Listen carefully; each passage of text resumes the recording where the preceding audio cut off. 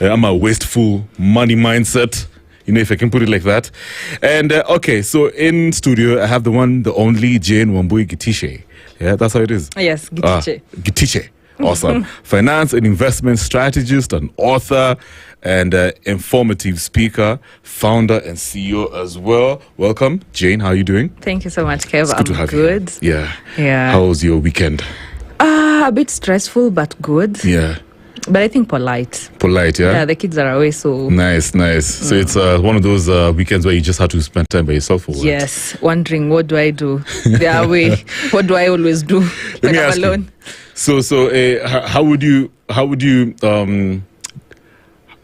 you describe your 2025? Wow. It has been great. Yeah. It had its moments, but it was, when I look back, actually the other day I was just looking and looking how it has been, because I always do that 2 weeks towards the end of the year. Yeah, like an audit. Yeah, like a proper audit of the whole year. I'm still doing it, but I realized I achieved actually one major goal, launching my second book, Wealth Nice. Away. Yeah. We also did our first which I have over here. we also did our first annual Wealth Summit. Yeah. Oh, nice. Yeah, it was La Japesh Wealth Summit, and I hope to do it every year, so that at least we can bring in people, those who already know about, have built wealth, and those who are struggling, and those who can learn. So it was all about that mix. Yeah.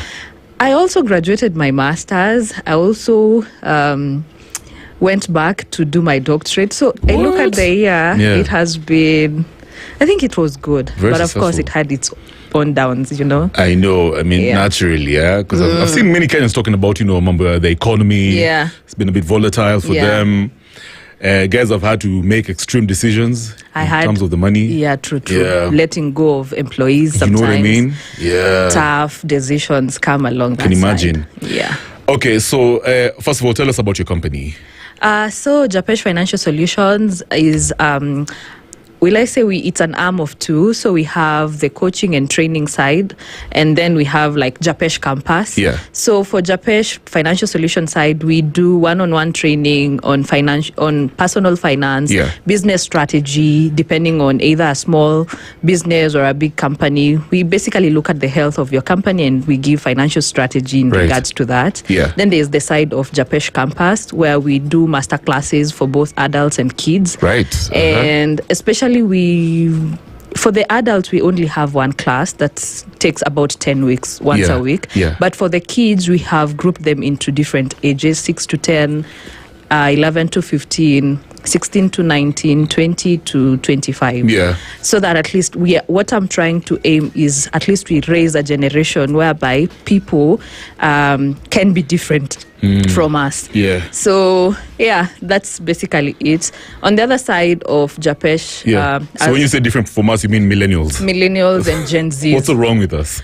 We were never taught about money. It's true. We're not so financially literate. We are not. And it's so sad, man. And sometimes you look at, people assume they know, but it's just basically just getting information. And we believe in the traditional way of finances, and that one makes us not to make rational decisions. But if you look at how things are supposed, human beings are more biased. We go under influence. We are afraid, and so that one makes us not to make rational decisions when it comes to money.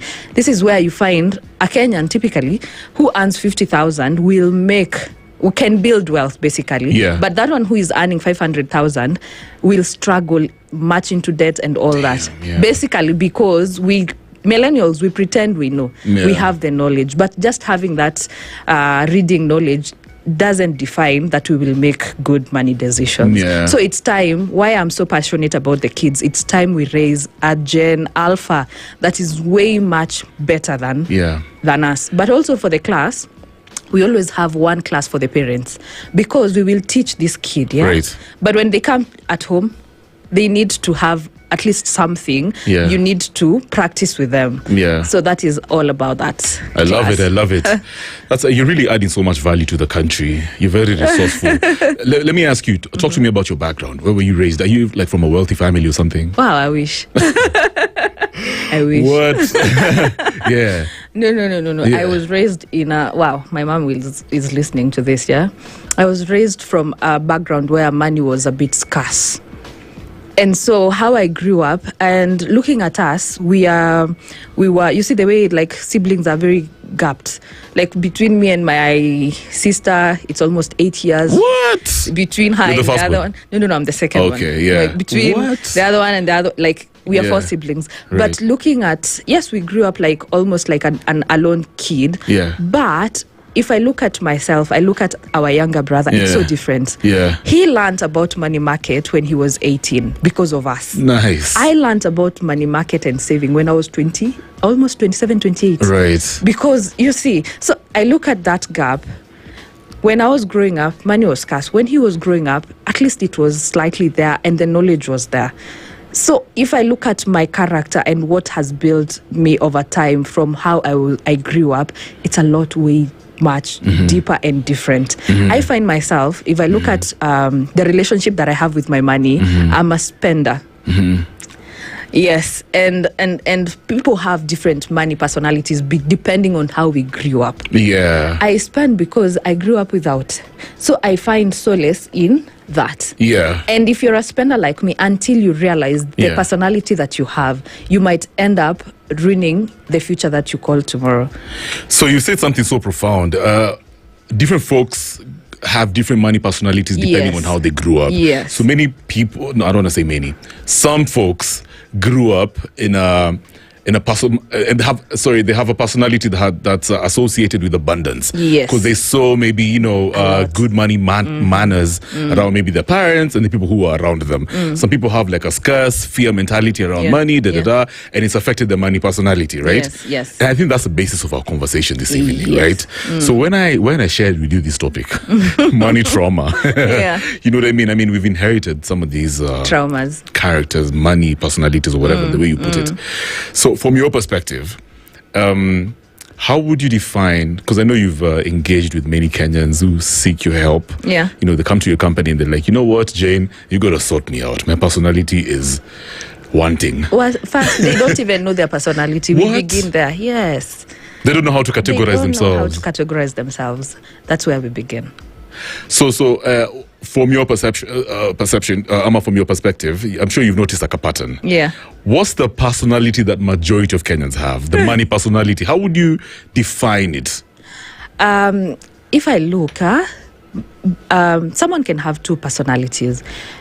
But majorly, most of us are either overspenders or the hustler personality. I'll explain what it means. Rarely we find the investor. We also have a lot of savers. Ah, interesting. Yes. Yeah. And some might lie with the overgiver.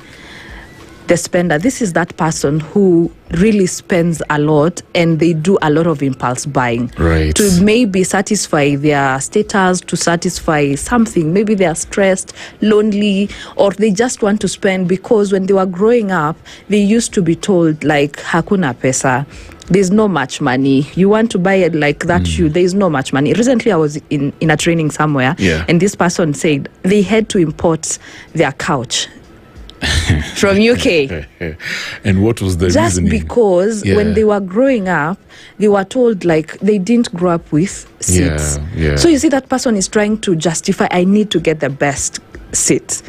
But you see, in reality, you can get a local seat, that extra money, That's you just get as good. Yeah, you find something to do.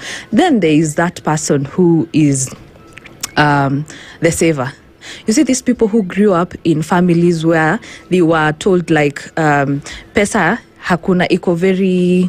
This one, the money that we get can only pay your school fees. The money that we get can only pay the bills. The money that we get can only pay rent. So that person grew up knowing money is only for saving. And we can only do specific things with that money. So this person tends to have the personality of a saving. And they hoard so much money. Then there is overgiver, because we grew up in a society that we were told we have to help either our siblings, we have to help the society, we have to help the community. So this person, anytime they get money, especially this festive season, wakienda shags, they will really give out until someone can even get into debt trying to help a sibling. Someone can get into debt trying to help a cousin. So I think around those 3 Also, there's also the avoider. Oh, the stingy guys. No. The avoider is okay. Someone who doesn't want to learn anything about.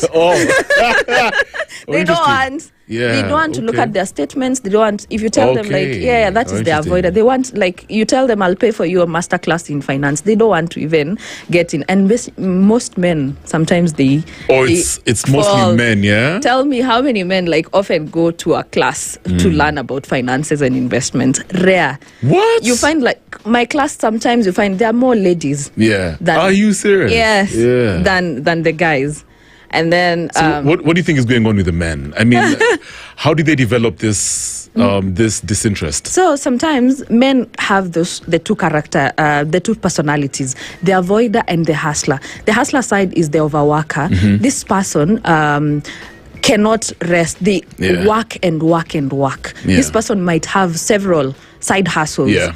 But they don't have a structure because they avoid money conversations. Right. So they have that. Most men have that the two personalities, the overworker and the avoider, and that one is terrible because they won't have a proper structure and they won't have systems to manage the money that they get. Oh, that's interesting. Yeah. Wow. Yes. I mean, and then also we don't want to find out what we're scared of finding out. Yeah. And why we develop. Yeah, we're scared to know. I'm to realize that we've been making mistakes all our lives, and our families could have been in a better position to help. Yeah, and we would have put our families in a better financial position if, for example, we had to learn some of this knowledge. Yeah. You know what I mean? Most men, it's an ego. It's an ego thing. You know what I mean? You know what I mean? So let me ask you, what's the ultimate personality? Wow, the investor. But at the same time, the ultimate, I think the investor. Oh, okay. But like I said, you can't have just one personality because the investor needs to have bits of at least spending and bits of at least saving and all that. But generally, the investor is the overall personality. This is someone who takes risk, is able to not just to hoard money in just savings places. They are able to articulate. I have seen an opportunity popping up. At least they are able to calculate the risk of that opportunity and they're able to take that risk. And this is that person also goes ahead and understands, gets the knowledge that is necessary to, just equips themselves with knowledge. And they do their planning properly. They track their spending. They do budgeting the proper way. The investor basically is the overall That's amazing. Good personality. I like how you put it. Yeah. Now, of course, I know typically in Africa, most people are living below the poverty line. Yeah. You know what I mean? There's a lot of scarcity in some families. And due to that, it's affected how we perceive money. Yeah.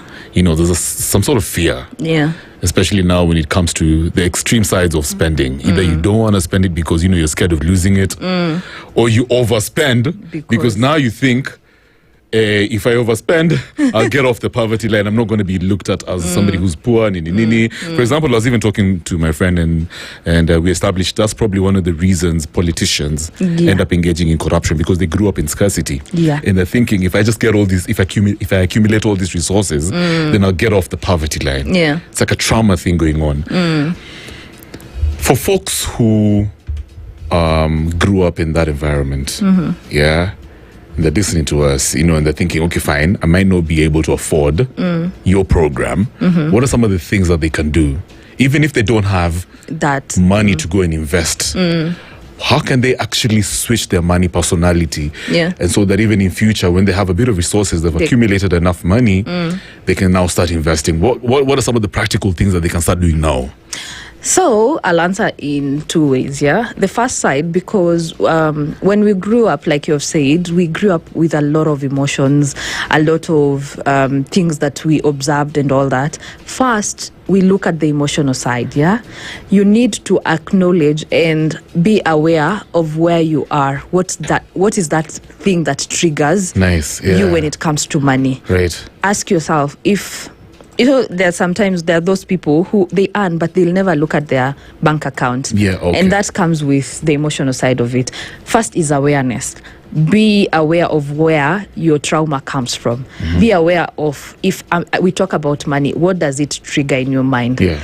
And then identify your personality with money and identify the relationship you have with your money. That is the emotional side. You have to, the awareness first has to be there. Yeah. Then now we come to the practical side. Yeah. It's basically what we always teach. First, you need to start tracking your money and take money as a tool. Let's control that money. Let money not to control you. What do I mean by this?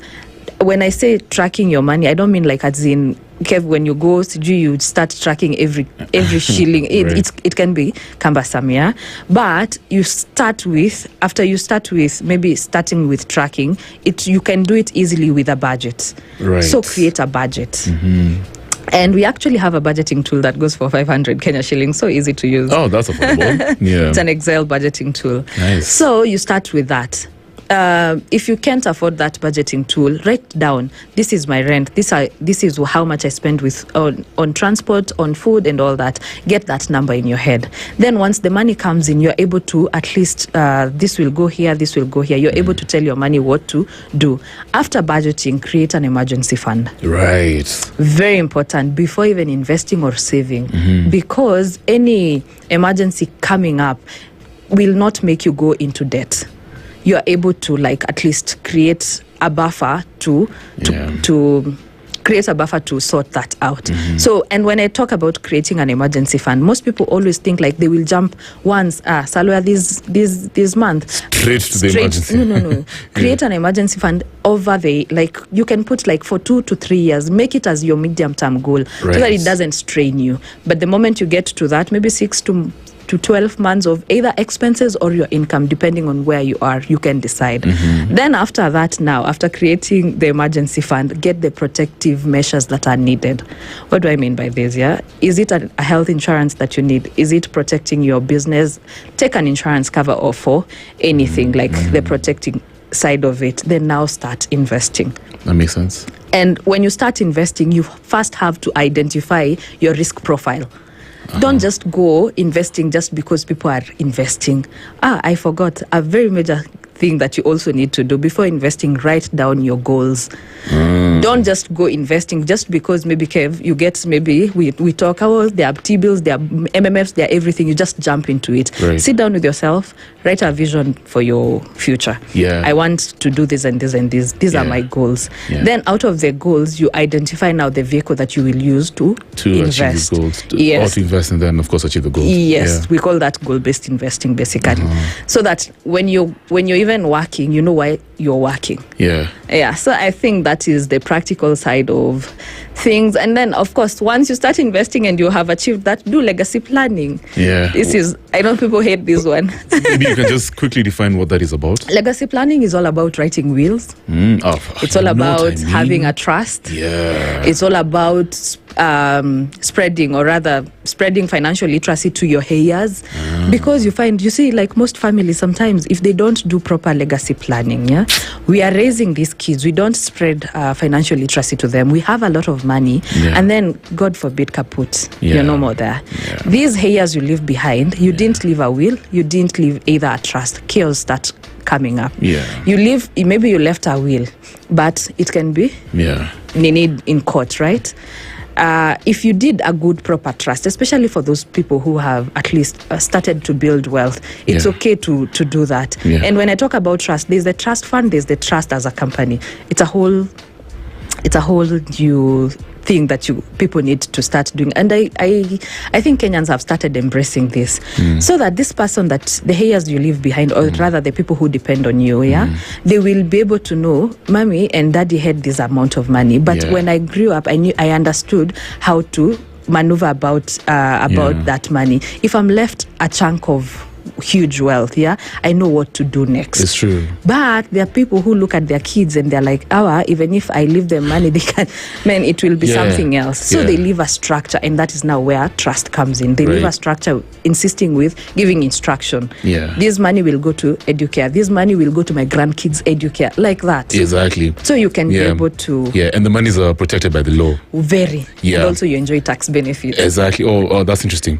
So, very briefly before we take a short break, what are some of the ways folks can be instilling a very scarcity money personality to their heirs or to their children without even knowing that you've observed? Wow. Because you might be thinking you're here, doing the right thing. You're telling your kid, you're telling, I don't know, this. I don't want to give my own story, because if I do, I'll write a book. There's certain things that my mom used to say, and I'm just like, you don't know what you're doing to me and Linda. Linda's my sister. You're just telling, Kevin, I'm on the loan. You guys are struggling to pay it. But, she made us feel like money was not a good thing in the sense that it was stressing her so much. Actually, I feared money because I saw what it was doing to my mom. You know what I mean? And we had a bit of money. Yeah, but she was always complaining. You're lucky. She was always complaining. So what are some of the ways, real quick, we could be instilling a scarcity money personality onto our kids, and to the people around us, without us knowing, regardless of the fact that maybe we have a bit of money going on. There's a bit of abundance. So now, anything like if I look at to answer your question, if you all, like especially millennials, we are trying to compensate so much of what our parents did. And so that one, sometimes it's not even about scarcity. We overgive without boundaries. You find that a child comes and tells you, Mommy, I want this toy. You immediately satisfy that gratification. You're really ruining that kid's future, because they will always know money is always there, which is never the case. Because in the end, that child might understand it's okay to take debt to satisfy my gratification. There's this other side that maybe someone, because the way we learned and feared money, you find this person, because they learned fearing money. So when these kids are growing up, we end up overcompensating, like what I have said, And this kid comes and tells you, Mommy, there's this project that I want to take, and you, without even understanding what that project is all about, you just give them a go ahead. It's time for us to start showing our kids, especially maybe the age of below. Maybe we will talk about ages and how you can train your kids and all that. But we are doing it all wrong, and most parents are doing it all wrong to our kids. Right. When a kid asks you where you work and all that, sometimes we assume and tell them, Mommy, what do you want? We don't listen to what they really want. Sometimes we find, like, most of us, have you told your kids what you do to get money? We don't. Some parents don't. So do you tell your kids when you get a loan? You don't. So, and sometimes some parents, and you think it's necessary to tell them. It's necessary. If I'm getting a loan, I have to explain, especially kids who are above 10. Explain to them we are getting a loan for this and this and this. But now you see the problem is, when you're explaining to them, you're explaining out of fear and out of disappointment. It's like you're blaming these kids for putting in, for example, talking about school fees. Sasa nimehave kuchukua loan and you guys nini call me later. You know stuff like that. I know that one. You're putting what you learned from your parents to these kids, honestly. And when they grow up, they won't be different from how you are. If I'm taking a loan, I just sit down with them and explain to them why people take loans. Exactly. And loans are for this and this and this. But the moment you are taking loan for school fees, it's okay. But at the same time, let them understand in a polite way. Let them understand that there is taking debts, but the debt has to, like, people need to take debt with a plan. Me, I took a debt when story for another day, but I wish I had someone to explain to me, you don't just take a debt without a plan. Correct. You need to have a strategy for that debt. There's this other side, like people arguing in front of the kids about money, about bills. Let me tell you, that kid is learning something. And how we grew up the same way, because we saw like sometimes parents arguing about money. Apana sitalipa hiyo nini, you guys are overspending, you guys are doing this. Instead of all doing all that, sit down with these kids, do a budget, a home budget with them. Wow. Let them understand rent, we pay this much, food, we spend this much. So sometimes mommy and daddy might not have enough money to do this because of this and this and this. Yeah. But let's plan for it. If you needed to buy a bicycle for your 8th birthday or something, we plan for it. We are putting aside money for this, and this is called a sinking fund, because currently this is the situation we have at home in terms of money. So it comes, and how we grew up is how we are still continuing doing when it comes to the kids. We don't have boundaries when it comes to arguing about bills. We're not asking for like why people are doing the things they are doing with money. Yeah. So I think that's so powerful. Man, like, okay, fine. I mean, this is serious knowledge, but generation. It just reminds me of this very powerful word, generational wealth. You know, it's also not just about the actual money. It's about the habits. The habits and passing down the knowledge. Hold it right there. What? It's a fire conversation, guys. In the building, I've got the one, the only, Jane Gitiche. Right? Now, Jane is here talking to us about this very powerful conversation about money trauma. Basically, your money personality, the financial stories we inherited. Jane Gitiche is a finance and investment strategist and author of amazing books that she has with me. She's given me actually over here. We'll talk about the books in just a bit. She's also a transformative speaker, founder, and CEO. We're coming back in just a bit, right after Bobby Brown's Ronnie Twinikazi. Spice FM. Get your gig on.